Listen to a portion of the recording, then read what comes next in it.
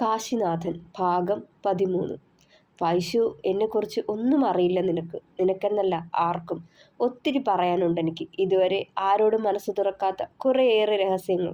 അങ്ങനെ പറയുന്നതിനേക്കാൾ ആരും കേൾക്കാൻ മനസ്സ് കാട്ടാത്ത എൻ്റെ നോവുകൾ.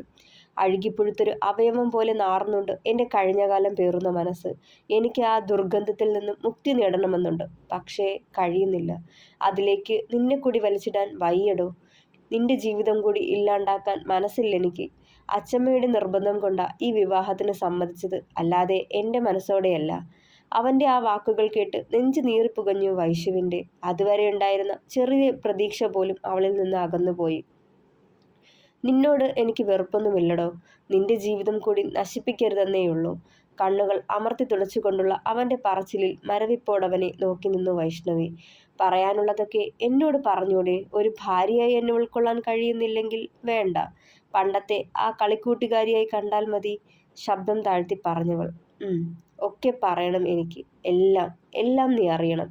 എടോ, ആദ്യം എനിക്കൊന്ന് കുളിക്കണം. ശരീരവും മനസ്സും തണുക്കുന്ന പോലെ. നെഞ്ചിലെ ഭാരമെല്ലാം ആ വെള്ളത്തിൽ ഒഴുക്കി കളയണം. പക്ഷേ അതിന് ഷവർ പറ്റില്ലടോ. കുളത്തിൽ തന്നെ വേണം. പണ്ട് നമ്മളൊക്കെ നീന്തി തുടിക്കുന്ന ആ കുളത്തിൽ, മെല്ലെ പറഞ്ഞവൻ. ഞാനും വരാം. ഇനിയും വല്ല പൊട്ട ബുദ്ധി തോന്നിയാലോ, അവൾ കുസൃതിയോടെ പറഞ്ഞു. അതിനൊന്ന് ചുണ്ടുകോടിച്ച് ചിരിച്ചവൻ. ആർക്കും വേണ്ടാത്തവനാ ഞാൻ, ആരുമില്ലാത്തവൻ. എന്തിനാ ജീവിക്കണത്? പ്രതീക്ഷയില്ലാതെ ജീവിക്കുന്നതിലും ഭേദം എല്ലാം അവസാനിപ്പിക്കണതാ, നിരാശയോടെ പറഞ്ഞതും. ആരാ പറഞ്ഞ് ആർക്കും വേണ്ടാത്തതാന്ന്? വേണമെന്നുള്ളവരെ കാണാനുള്ള മനസ്സില്ലല്ലോ, നോവടക്കി പറയുന്നുണ്ടായിരുന്നവൾ. ചെറുചിരിയോടെ അവൾ നൽകിയ ടവലും വാങ്ങി മുന്നോട്ട് നടന്നവൻ. നെഞ്ചോളം വെള്ളത്തിൽ മുങ്ങി നിന്നിരുന്നവനെ തന്നെ നോക്കിയിരുന്നു വൈഷ്ണവി. തന്നോട് കണ്ണേട്ടന് വെറുപ്പില്ലെന്ന് പറഞ്ഞതിലുള്ള സന്തോഷം ആ മുഖത്ത് നല്ലപോലെ തെളിഞ്ഞു കണ്ടു. തണുത്ത ജലത്തിൽ വിശാലമായൊരു കുളി. മനസ്സും ശരീരവും തണുത്തുകൊണ്ടേയിരുന്നു കാശിനാഥൻ്റെ. പക്ഷേ അപ്പോഴും ഉള്ളിൻ്റെ ഉള്ളിൽ ഒരു പുകച്ചിലാണ്. ഒക്കെ അറിഞ്ഞു കഴിയുമ്പോൾ വൈശു എങ്ങനെ പ്രതികരിക്കുമെന്നോർത്ത്. തന്നെ ഒറ്റപ്പെടുത്തുമോ? എല്ലാവരോടും തൻ്റെ കഴിഞ്ഞ കാലം വിളിച്ചുകൂവി നാണം കെടുത്തുമോ? താനൊരു ഭ്രാന്തനാണെന്നറിയുമ്പോൾ ഇട്ടേച്ചു പോവുമോ? അങ്ങനെ പലതും.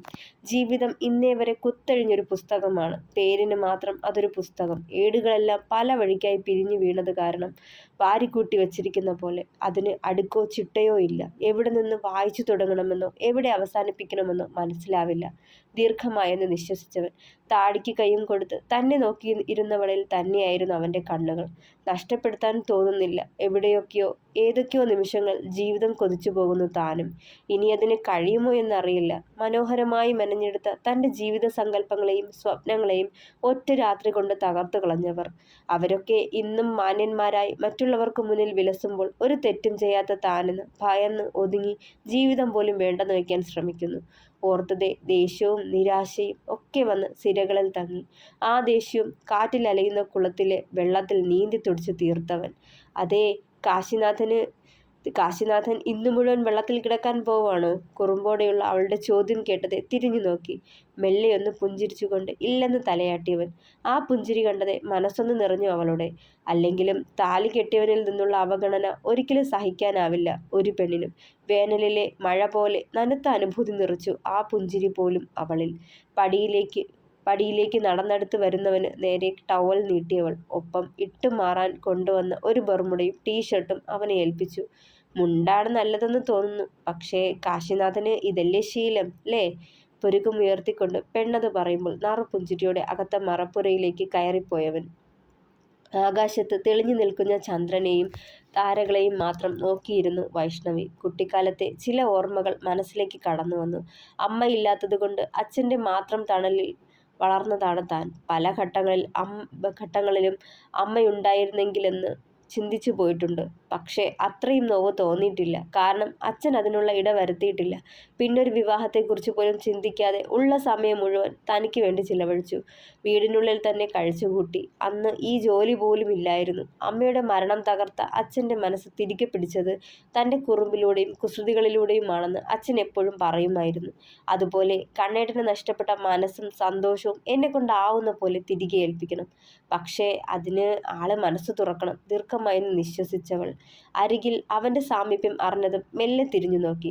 കുളത്തിലേക്ക് നോക്കി ഇരിപ്പാണ്. കൈകൾ രണ്ടും കോർത്തു പിടിച്ച് എന്തൊക്കെയോ കാട്ടിക്കൂട്ടുന്നുണ്ട്. ഉള്ളിലെ ടെൻഷനാണതെന്ന് തോന്നിയതും കൈതലമെടുത്ത് മെല്ലെ അവൻ്റെ തോളിൽ വെച്ചു. ഞെട്ടിയ പോലൊന്ന് തിരിഞ്ഞു നോക്കിയവൻ. പറയ്, ഈ മനസ്സിനെ നോവിക്കുന്നത് എന്താണെന്ന്. അറിയാൻ എനിക്ക് കടമയുണ്ട്. കാരണം ഞാൻ നിങ്ങളുടെ ഭാര്യയാണ്. ദാമ്പത്യത്തിൽ ഏറ്റവും വേണ്ടത് പരസ്പര ബന്ധത്തിൻ്റെ ദൃഢതയാണ്. അതിന് ആദ്യം വേണ്ടത് പരസ്പര വിശ്വാസവും ധാരണയുമാണ്. എല്ലാ രഹസ്യങ്ങളും പാതിയോട് പങ്കുവയ്ക്കണമെന്ന് ഞാൻ പറയില്ല. പക്ഷേ അവനോ അവളോ അറിയേണ്ടതെല്ലാം പങ്കുവെച്ചൂടെ? വെക്കണം. അല്ലെങ്കിൽ ആ ബന്ധത്തിന് എന്തർത്ഥമാ ഉള്ളത്? മെല്ലെ പറഞ്ഞവൾ.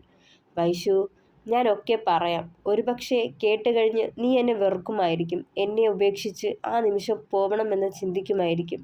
എല്ലാറ്റിനും ഉപരി നീ എന്നെ ആട്ടിപ്പായിക്കുമായിരിക്കും. എങ്കിലും ഞാൻ പറയുക, നീ നീ തന്നെ തീരുമാനിക്ക്. ഇടർച്ചയോടെ പറയവേ കണ്ണുകളും നിറഞ്ഞവൻ്റെ. അതൊക്കെ അറിഞ്ഞു കഴിഞ്ഞിട്ട് ഞാൻ തീരുമാനിച്ചോളാം. ഇപ്പോൾ ആദ്യം ആ മനസ്സിൻ്റെ ഭാരമൊന്ന് ഇറക്കി വെച്ചേക്ക്, ചെറുചിരിയോടെ പറഞ്ഞവൾ. പറയാം. ഒന്ന് നെടുവീർപ്പെട്ടവൻ പിന്നെ തുടർന്നു. ഞാൻ ഒരു മാനസിക രോഗിയാണ്. ആദ്യം നീ അറിയേണ്ടത് അതാണ്. മേ ബി സുദേവൻ ഡോക്ടർ നിന്നോട് പറഞ്ഞു കാണുമത്. അത് നിനക്ക് അറിയാവുന്ന കാര്യമായിരിക്കും. അവളെ നോക്കാതെ ദൂരത്തേക്ക് നോട്ടം പായിച്ചവൻ പറഞ്ഞു. അത് ശരി. അപ്പോ അങ്കിളിനെ അറിയില്ലെന്ന് കളവ് പറഞ്ഞതല്ലേ? കുസൃതിയോടെ അവനെ നോക്കി. അല്ല, എനിക്ക് അവളുടെ മുഖം പോലും ഓർത്തെടുക്കാൻ കഴിയുന്നില്ല. ഒരു സൈക്യാട്രിസ്റ്റ് എന്നെ അറിയാം ഞാൻ കാരണം ആൾക്ക് സസ്പെൻഷൻ ആയി എന്ന് പറഞ്ഞപ്പോൾ ഊഹിക്കാമല്ലോ. മെല്ലെ അവളെ ചെരിഞ്ഞു നോക്കി. ചെറുപുഞ്ചിരിയോടെ അവനെ നോക്കി. എടോ, എവിടെ നിന്ന് തുടങ്ങണമെന്ന് എനിക്കറിയില്ലടോ. കെട്ടുപൊട്ടിയ പുസ്തകത്തിൽ നിന്ന് ഏടുകൾ അഴിഞ്ഞ് നിലത്ത് വീണ് നിരന്ന് കിടക്കുന്ന പോലെ ചിതറിക്കിടക്കുക എൻ്റെ ജീവിതത്തിലുണ്ടായ അനുഭവങ്ങളൊക്കെ. ഞാനത് എവിടെന്നാ തുടങ്ങേണ്ടേ? മുഖം കുനിച്ചവൻ. 15-ാം വയസ്സിൽ നാടും വീടും വിട്ട് അച്ഛൻ്റെയും വളർത്തമ്മയുടെയും കൂടെ ബാംഗ്ലൂരിലേക്ക് പോയില്ലേ? അതുമുതൽ. അവളത് പറയുമ്പോൾ തെല്ലൊരമ്പരപ്പോടെ അവളെ നോക്കി കാശിനാഥൻ. പിന്നെ തുടർന്നു. ഇവിടെ നിന്ന് ബാംഗ്ലൂരിലേക്ക് ഒരു പറിച്ചുനടിയിൽ തന്നെയായിരുന്നടോ. മാനസികമായി ഞാൻ തകർന്നു പോയി. ഇവിടെ സദാ തൊടിയിലും പറമ്പിലും ഈ നാട് മുഴുവനും കൂട്ടുകാർക്കൊപ്പം ഇഷ്ടത്തിന് ചുറ്റി നടന്നിരുന്ന എന്നെ കൊണ്ട് ചെന്ന് ആ ഫ്ലാറ്റിൻ്റെ 4 ചുമരുകൾക്കുള്ളിൽ തളച്ചിട്ടപ്പോൾ തകർന്നു പോയി ഞാൻ. നീയും നന്ദനും സെന്തിലും പാച്ചിലുമില്ലാതെ എനിക്കാകെ ഭ്രാന്ത് പിടിച്ച പോലായിരുന്നു. ദേഷ്യവും സങ്കടവും വാശിയും ഒക്കെ കാട്ടിനോക്കി. ഭക്ഷണം കഴിക്കാതെ പിണങ്ങിയിരുന്നു നോക്കി. ആനന്ദേട്ടനെ പോലെ ഞാനും അച്ഛനൊപ്പം അച്ഛൻ്റെ കൺവട്ടത്ത് തന്നെ വളരണമെന്ന അച്ഛൻ്റെ വാശി. പതിയെ പതിയെ എല്ലാം ഓക്കെ ആയി വന്നു. വാശി കാണിച്ചിട്ടോ ദേഷ്യം കാണിച്ചിട്ടോ ഫലമില്ലെന്ന് തോന്നിയിട്ടാവും മെല്ലെ ആ സാഹചര്യങ്ങളുമായി പൊരുത്തപ്പെടാൻ ശ്രമിച്ചത്. +1ഉം +2ഉം അവിടുത്തെ ഏറ്റവും വലിയൊരു പ്രൈവറ്റ് സ്കൂളിലായിരുന്നു. ഇവിടെ ഗവൺമെൻറ് സ്കൂളിൻ്റെ സ്വാതന്ത്ര്യത്തിന് നടുവിൽ പഠിച്ചും കളിച്ചും നടന്ന എനിക്ക് ആ സ്കൂളിലെ കർശന നിയമങ്ങളും ചിട്ടകളും വീർപ്പുമുട്ടലായി. എങ്കിലും അതെൻ്റെ പഠനത്തെ ബാധിക്കാതിരിക്കാൻ ശ്രമിച്ചു. കഠിനമായ പാഠങ്ങൾ പഠിക്കാൻ നല്ല ട്യൂട്ടേഴ്സിനെ തന്നെ അച്ഛൻ ഏർപ്പാടാക്കി തന്നു. അച്ഛൻ എനിക്ക് വേണ്ടി എന്തൊക്കെ ചെയ്തു തന്നിട്ടും ആ മനുഷ്യനോട് ഒരു തരത്തിൽ അടുപ്പവും തോന്നിയില്ല. ഒരു അപരിചിതനോട് കാണിക്കുന്ന അകലം ഞാൻ കാണിച്ചു. ഞാനല്ല, എൻ്റെ മനസ്സ്. അപ്രതീക്ഷിതമായി കിട്ടിയ അച്ഛൻ്റെ സ്നേഹവും ലാളനയും എനിക്ക് ഇറിറ്റേഷനായാണ് തോന്നിയത്. അതുകൊണ്ട് തന്നെ ആളിൽ നിന്നും അകലം പാലിച്ചു. ഒരിക്കലും അടുത്തില്ല. പിന്നെ അമ്മയെന്ന് പറയുന്ന ആ സ്ത്രീ. എന്നെ ദ്രോഹിക്കാനും തരം താഴ്ത്താനും കിട്ടുന്ന ഒരവസരവും അവർ കളയില്ല. ഞാൻ അവരുടെ സ്വന്തം മകനല്ല, കാമുകിയിൽ അച്ഛനുണ്ടായ മകനാണെന്ന് അറിഞ്ഞുപോയ നിമിഷങ്ങൾ. സാവിത്രി എന്നോട് കാട്ടുന്ന വെറുപ്പിനും അവഗണനയ്ക്കുമുള്ള കാരണം അറിഞ്ഞപ്പോഴുണ്ടായ നോവ്. എൻ്റെ പെറ്റമ്മയോടുള്ള വാശി പോലെ എന്നെ ഓരോന്നും പറഞ്ഞ് നോവിക്കുമായിരുന്നു. ഭക്ഷണം കഴിക്കുമ്പോൾ പോലും അത് തുടരും. എത്രയോ ദിവസങ്ങൾ അവരുടെ സംസാരം എന്നെ നോവിച്ചത് കാരണം പട്ടിണി കിടന്നിട്ടുണ്ടെന്ന് അറിയോ തനിക്ക്? ആനന്ദേട്ടൻ എന്നെ ഇഷ്ടമായിരുന്നു. പക്ഷേ ആളൊരു ഒതുങ്ങിയ ടൈപ്പാണ്. ഒരു പുസ്തകവും പിടിച്ച് ഏതെങ്കിലും ഒരു മൂലയ്ക്ക് ഊണവും ഉറക്കവും ഇല്ലാതങ്ങ് കഴിഞ്ഞുകൂടും എത്ര നേരം വേണേലും.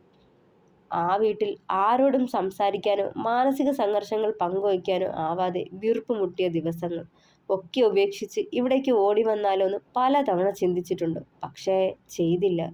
പനിയോ വയ്യായികയോ വരുമ്പോൾ പോലും ആരും തിരിഞ്ഞു നോക്കാനില്ലാതെ ഒരു മൂലയ്ക്ക് കഴിഞ്ഞുകൂടും. അച്ഛൻ പോലും ഉണ്ടാവില്ല കരുതലോടെ ചേർത്ത് പിടിക്കാൻ.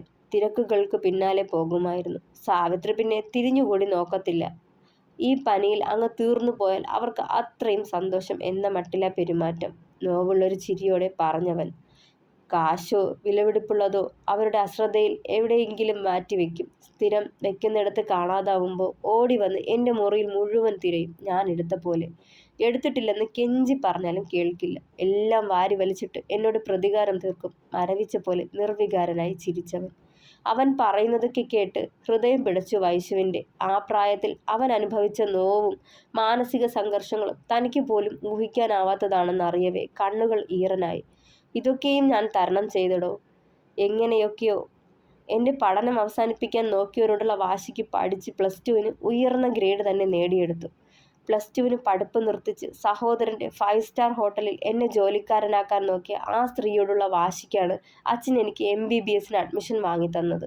അതും ആ സിറ്റിയിലെ ഏറ്റവും വലിയ മെഡിക്കൽ കോളേജിൽ. അതുവരെ ഞാനറിഞ്ഞ നോവുകളും വേദനകളും ഒന്നുമല്ല, ഇനിയുള്ളതാണ് അതിലും വലുതെന്നറിയാതെ ഞാൻ ആ കോളേജിലേക്ക് കാലെടുത്ത് വെച്ചു. തുടരും.